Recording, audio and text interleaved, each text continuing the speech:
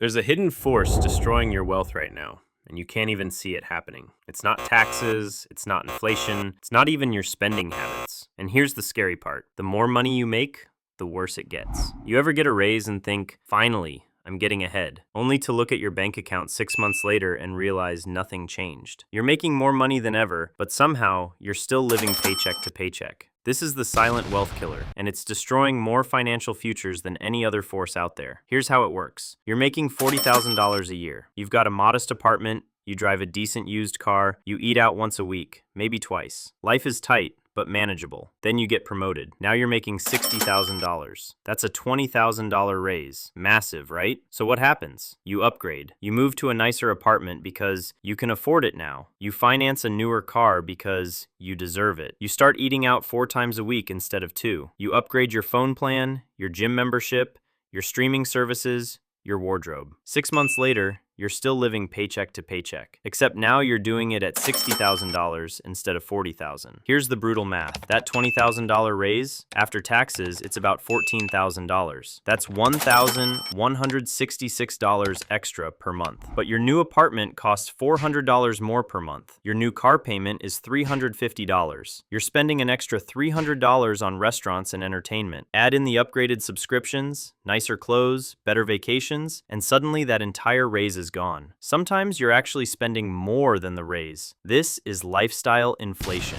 and it's the silent wealth killer because you don't even realize it's happening. The average American who makes $100,000 saves about the same percentage as someone making $50,000. Think about that. Double the income, same savings rate. Why? Because every time income goes up, lifestyle goes up to match it. It's called the hedonic treadmill. You adapt to your new lifestyle within 3 to 6 months, and then it just becomes your new normal. The happiness from the upgrade fades, but the expenses stay forever. Here's what makes it even worse. You're not just losing that money, you're losing what that money could have become. If you invested that $1,166 per month instead of upgrading your lifestyle, in 10 years at a 10% return, you'd have $240,000. In 20 years, over $1 million.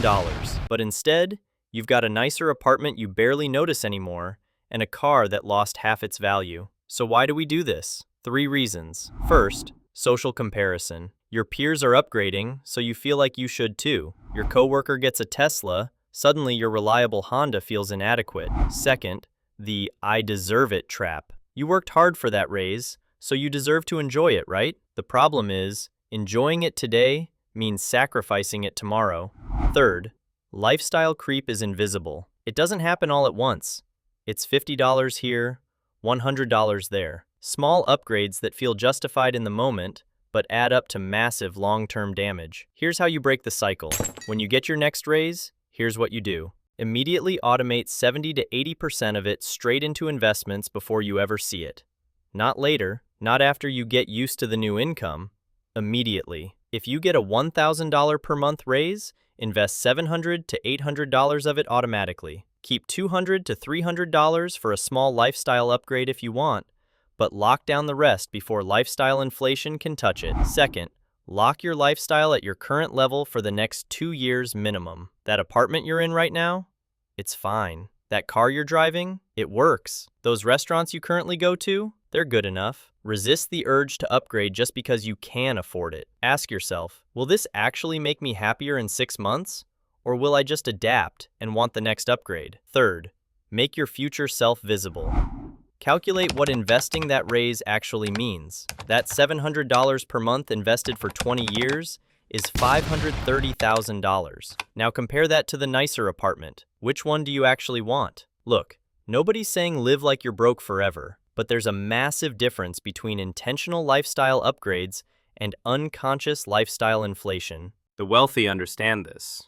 They increase their income, but keep their expenses relatively flat. That gap between income and expenses, that's where wealth is built. The broke stay broke because they increase income and expenses at the same rate. There's never a gap. There's never margin. There's never wealth accumulation. You can make $200,000 a year and be broke. You can make $60,000 a year and be wealthy. It's not about how much you make. It's about how much you keep. The silent wealth killer isn't some external force. It's your own lifestyle rising to meet your income. And the only way to beat it is to see it, name it, and consciously choose not to let it control you. Next time you get a raise, remember this video. Automate the investment first, keep your lifestyle locked, and watch what happens when you finally break free from the treadmill. If this opened your eyes, hit that subscribe button. Drop a comment and tell me your income went from X to Y, but somehow nothing changed. And check out the next video where I'll show you exactly what to do with that money you're no longer wasting. Your future self is watching what you do with your next raise. Make them proud.